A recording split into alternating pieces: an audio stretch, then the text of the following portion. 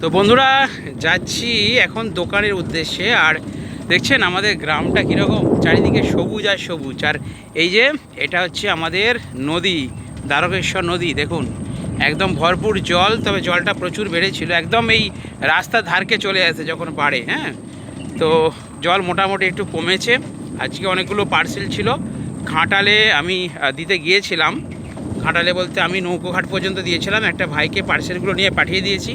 Post অফিসে কিছু parcel দিয়েছি ছোটোগুলো, আর যেগুলো বাসে যাবে সেগুলো ঘাটাল পর্যন্ত দিয়ে এসেছি। বাস স্ট্যান্ডে বাস থেকে বিভিন্ন জায়গার বাসেতে কিন্তু পার্সেলগুলো এবারে পাঠিয়ে দেওয়া হবে। ঠিক আছে।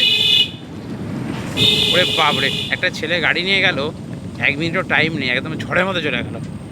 তো যাই হোক, দেখছেন এটা নদীর বাঁধ। ঠিক আছে, বাঁধটা এখন ভালো করে দিয়েছে, পিচ সুন্দর পিচ হয়ে গেছে।